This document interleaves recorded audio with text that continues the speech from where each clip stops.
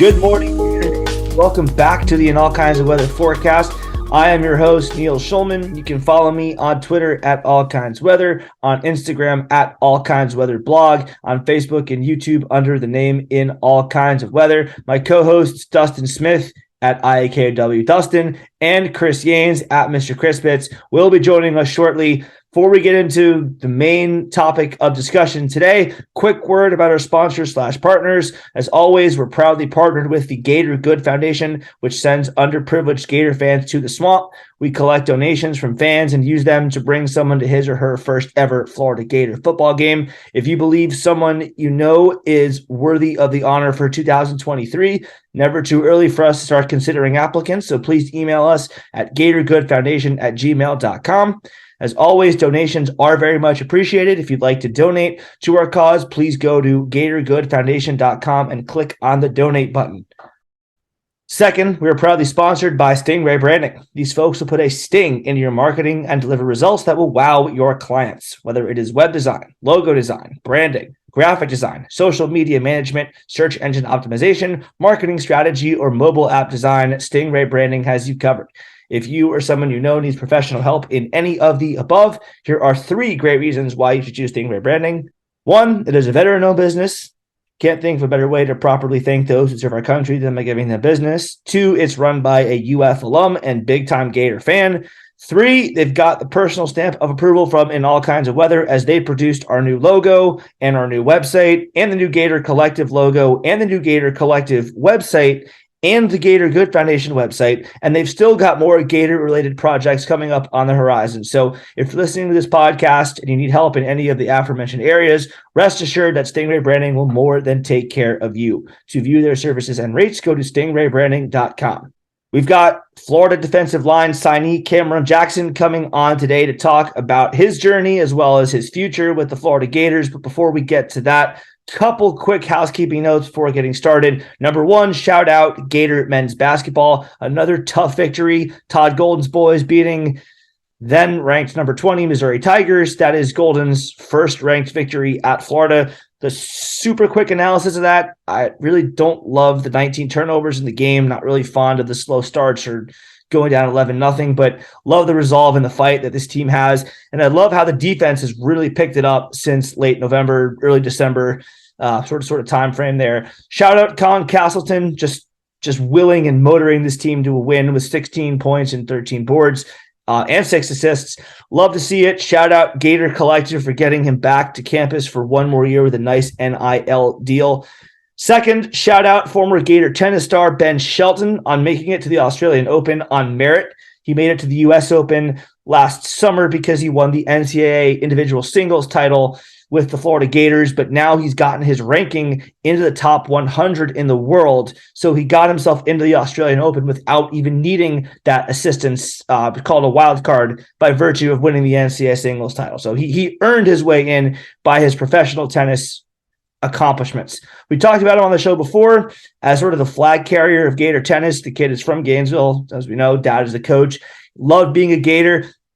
And even now in Australia, with the Australian media doesn't know the SEC, they don't know Gators from Seminoles or Bulldogs or Tigers or whatever. People don't know what he's talking about. He ends every interview with a "Go Gators" and a chomp in Australia to people who don't know what the hell he's talking about. So kid loves being a Gator. He loved repping that orange and blue, and I think it's safe to say he will not stop doing that anytime soon. Said it on the pod before, and I'll say it again.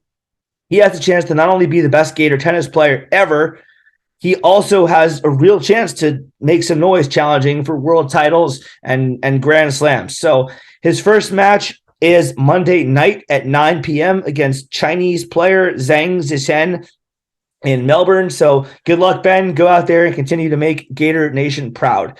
Last but not least, before we get to talking with Mr. Jackson, we are aware of the developing story with Florida QB signee Jaden Rashada. As of this recording, we do not have any finality on the situation. We do have insight to give on it, but we're not going to do that before the situation is resolved one way or another. As of this recording, it is late on Sunday night, January 15th. It still has not been officially resolved. It definitely does not appear as though he's coming, but not set in stone. So when it is set in stone, we will do a podcast delving far deeper into the situation. It's a pretty messy one. and talk about how we got here to this point, why this happened, and where the program goes next. But because we do not have finality on the situation, we're going to talk about the student athletes that we do have on campus. And speaking of, got to give another shout out. Gator Gymnastics top 5 showdown against Auburn, Florida, winning that, just continuing on the everything school legacy with a top 5 win, including an Olympic gymnast in Suni Lee for Auburn. So great to see. You'd love to see it. Everything school definitely is living up to its name right now. Of course, ideally, you'd love to see football do its part to live up to that name. The guy we're about to speak to is going to have a large hand in the Gator football program launching its quest to do so. And with that said, time to talk to our man of the hour. I'm here with my 2 co-hosts, Dustin Smith and Chris Yanes. AKOW Dustin and at Mr. Crispit on Twitter, respectively. And we've got a very special guest with us today. Joining us now is Florida's newest defensive lineman, Camron Jackson. He is with us to talk about his journey to where he is now. He spent the last 3 seasons with the Memphis Tigers, did not play a ton as a freshman, but stepped into a larger role in 2021, 2022, had a very big impact on the Tigers defensive line there before choosing to come to Florida. Great story, great kid. Today we're here to learn about him a little bit more. So Cam, thanks so much for joining us. Welcome to Gator Nation and welcome to our show. Yes, sir. Appreciate it. So let's start at the beginning. You are the protagonist of a pretty great story, and every story has conflict and adversity for that protagonist. This one's no different. You grew up in Louisiana. You grew up an LSU fan, and it did seem as though you were going to go there, but you did not. So in your own words, tell us a little bit more about what happened next. So basically, it was a little situation like really between me and another player from JUCO. Like some people say it's grades, which it was at one point in time, but then I had got my grades up and it had became like between me and the player from JUCO. And when I was about to sign with them, they like messed over me at the last minute. So now I look at it with me being in the SEC, like really, I feel like this, like when we play them, that's like a revenge game for me, you know. So with me coming in, I feel I got a chip on my shoulder, like it's redemption when we play them. Yeah, we're definitely going to talk about that more in a few minutes.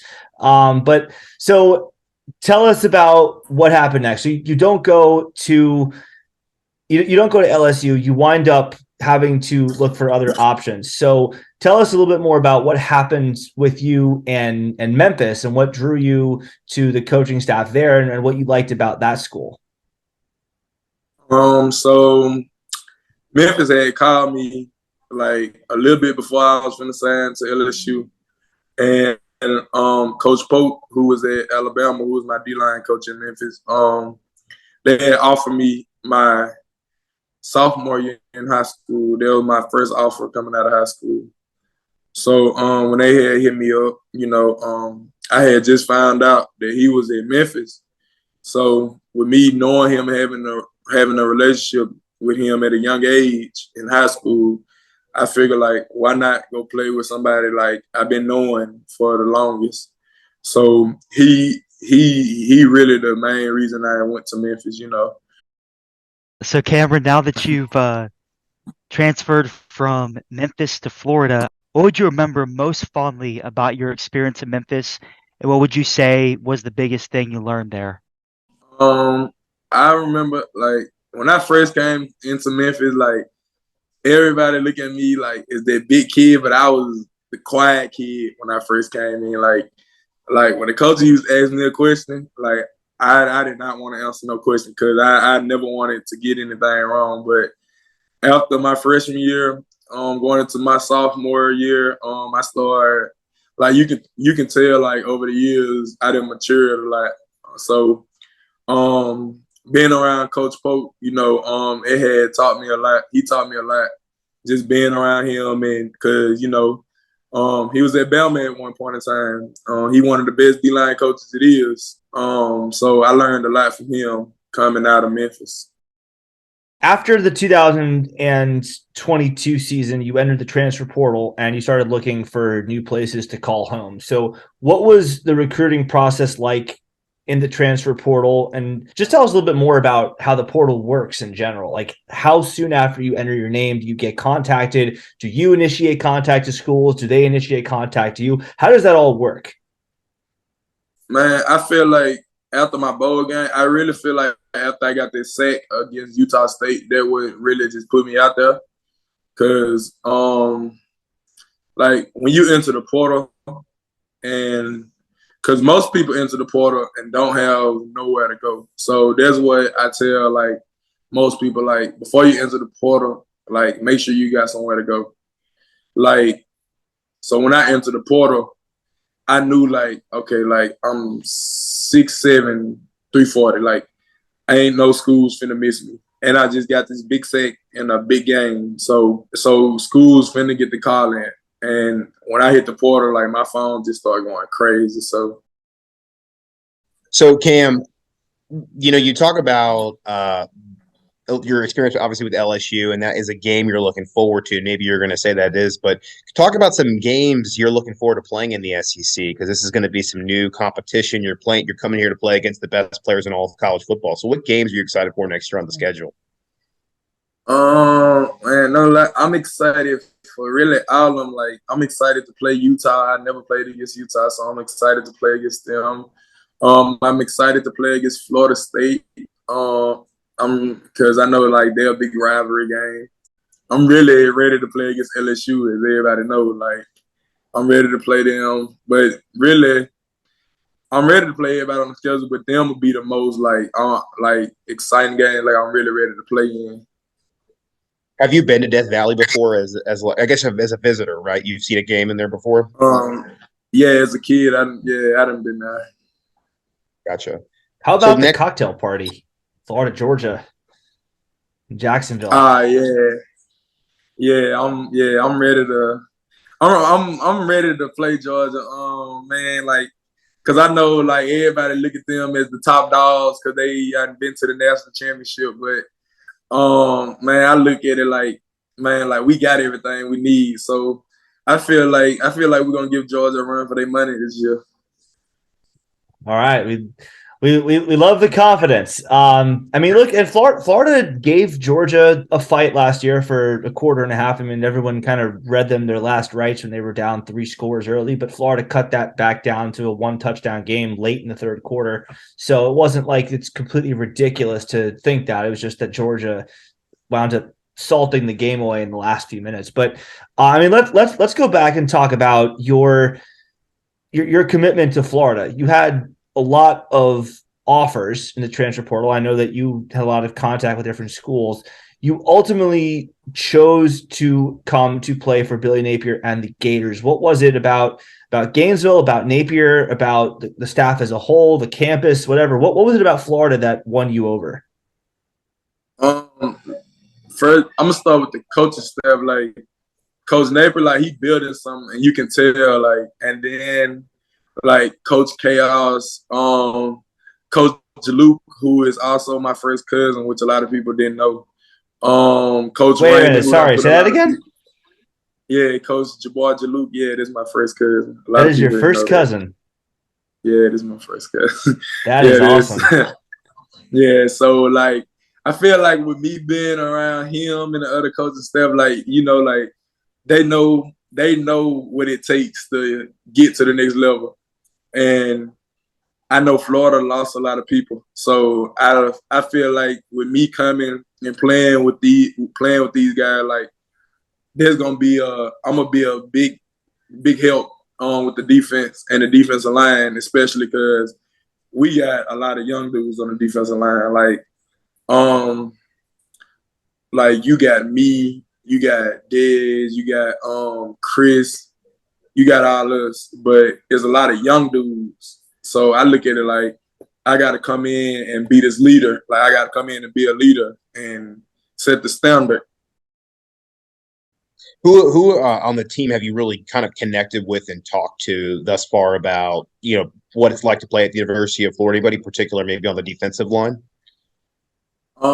Me and Javon Dexter actually got on the phone the other day, and we talked a lot. So with me getting to talk to somebody, who possibly finna go first round in the draft, it felt good. Just getting to talk to him, cause like I was telling him, like bro, like I knew he had left, so I told him like I was trying to get number 9 to keep his legacy going, like to keep it going. So it felt good, like just talking to him, having him like as a big brother and a mentor, like somebody I can call on, and I know if I need help with anything, like he'll come through, or he'll if he don't got the answer, he'll find the answer for me. Yeah, it's certainly exciting that you've been able to talk with Jervon. He's certainly done a lot of great things for the University of Florida. Now, you have some shoes to fill. I know based on your tape from Memphis as well as high school, you're very versatile. So I know a lot of times when we think about a defensive tackle, we see that guy line up across from the center, but you can line up all over that defensive line and make an impact. You want to talk to us a little bit about that real quick? Yeah. And that's another thing. Like I feel good at about being in Florida, because I'm just not gonna be playing like head up on that center all game. Like I'm gonna be able to move around and be an athlete, like how I know I am.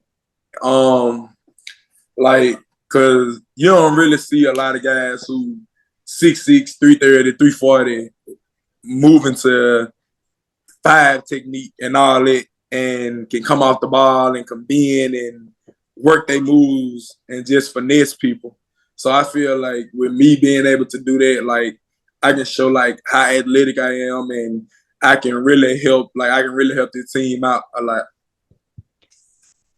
Yeah, I love that about your tape. You're very quick on your feet, and I know that's really going to help the team in this coming season. Yes, sir. Yeah, well, so talking about your versatility on the defensive line, Florida. I mean, Gator fans like to call the program DBU, for defensive back university, but over the years, Florida's got a pretty good case for DLU too. We got Dante Fowler, Carlos Dunlap, Alex Brown, Gerard Warren, Javon Curse, Kevin Carter. You can go all the way back to Jack Youngblood, who's in the NFL Hall of Fame. The list goes on and on. And now we're coming to a point where you are going to be the one stepping onto that field in those trenches for the Florida Gators. Uniforms have changed a little bit, but you're stepping in the same swamp. It's the same program you're representing in the same SEC. It's the same legacy that you're going to be trying to carry on. So what does that mean to you to be the next in line for this long line of successful defensive linemen at Florida? Man, it feels great, like just knowing that I can come out here and show my talents out to 90,000 plus folk. Like, cause you can tell like the fans, like they really ready to see, like they ready to see what I can do. And most of them, like a lot of people know what I can do, but I'm just ready to show what I can do on the next level. And once I leave here and once I get done helping Florida, and we go compete for a national championship this year. And if I decide to come back next year, I want to be remembered as one of the greats. I love that. I love that. Wanting to come in, compete, and be the best at UF. That's certainly a fantastic standard to strive for. One of the things that honestly has impressed me about you, Cam, is when you came to campus on your visit, and just even after your commitment, the days before you came to campus, you were immediately interacting with the fans. I know we all interact with you on Twitter. You wanted to do a meetup before the gymnastics meet, which I love seeing you support other UF sports, which I think Florida, a lot of their athletes pride themselves on, is we're not just a football school, we're an everything school. So what is it about kind of the fan base that wanted you to kind of interact with us so quickly and kind of get ingrained in Gator Nation? Man, I ain't gonna lie. Like before I even committed, like the fans, they've been showing love. Like this is a great fan base. Like Man, I just don't know. Like when I had made it down here and I was down here, like you can tell like how much love they was gonna show. Like so when I went into the gymnastic meet, like you had everybody like coming up to me. So when everybody realized that I was this big tall kid in the Buffalo Bills jacket, like they was taking pictures, and I just wanted to show love, just show them like, I ain't just coming down here just for football, like I actually want to get to meet y'all and see like, how it really is down here. Cause this is my first time coming here. So I wanted to meet everybody. I wanted to meet everyone and see how it was. Yeah, I mean, Gator Nation definitely has become enamored with you very, very quickly. The love I think has been mutual. I think you've shown the fan base love. The fan base has shown you love. Definitely, I think it's a mutual excitement on both sides, and I think fan base is ready to see you play, and you're ready to go put on for them. Something I like talking about. I know you heard my question earlier, kind of about your versatility. It's about the coaching staff. I mean, you think about Coach Sean Spencer, aka Coach Chaos. He's somebody that you've definitely built a relationship with, and you're going to be kind of studying under. What in particular excites you about being coached by him? Man, Coach Cap, he was in the league. He done coached in the league. He coached one of the best linebackers in the league, Michael Parsons. He done put a lot of people in the league too. So I feel like Coach Spence, like, he know what it takes to get there. Like he know how much work you got to put in to get to the league or get to that next level. But I feel like me playing under him, like I feel like he gonna get me to that level. But at the same time, I'm gonna work and get to that level also. And kind of talking about work with those coaches, you certainly, coming to University of Florida, you're going to have that great coaching. What are specific things in your game that you want to improve upon playing at the SEC level before hopefully you end up in the NFL like Gervon Dexter is about to be? Really, just like I was telling Coach Spence the other day, like just working on my pass rush move more, staying low, coming off the ball, and really like I say getting a little more faster. A little fat. Okay. Definitely good things to work on. So I mean, Cameron, you've just gotten yourself to the University of Florida. So welcome to Gator Nation. I mean, how the first few days in Gainesville been? Aside from obviously going to the gymnastics meet, I mean, you've had to move in, you've had to get yourself more acclimated to the campus. How is it? How has life been for you in your first few days officially as a Gator? It actually been good. Like, I had met mostly half of the team now, so it been good. Like I've been meeting other sports, other people, and they've been showing love. Cause mostly a lot of people already know me down here, so it been good. Like just get to explore and meet new people. Yeah, that's awesome, man. It seems like you're definitely ingratiating yourself into Gator Nation very quickly. So typically we do this at the start of interviews, but we're changing things up for the new year. We're adding a new segment to the end, or an old segment, but we're moving it to the end, called the Lightning Round, which is a quick series of miscellaneous questions that will help Gator fans get to know you a little bit better. So first question is, if you were not playing football, what sport would you be playing? Basketball. Okay, what position would you be? Probably be either power forward or center. Okay, I figured you wouldn't be the point guard, but I figured you'd be No. somewhere in that 4 or 5. Yeah, Florida basketball could definitely use another one of those. Yeah. Cameron, did you play basketball in high school or growing up? Yeah, I played in high school. Yeah. Okay. I have to ask you, are you more of a mid-range jumper kind of guy, or do you prefer to go into the basket and get it in that way? Um, I really do both, but I prefer like just going in. Just knock it Well, into somebody. Yeah. You get a lot of charges in high school. uh, no, I ain't really just get that many charges. people probably didn't want to take the charge. Oh Yeah, I was yeah, gonna that's say it true. wouldn't be fun. Facts right there. Well, we'll look for those video. I know every year on like in the off season, we always see the football team playing pickup either at like the rec Yeah. center or at the basketball arena. So we'll look for that clip of you coming in down the lane for a dunk. All right. Yeah. Do you have a good collection of poster dunks?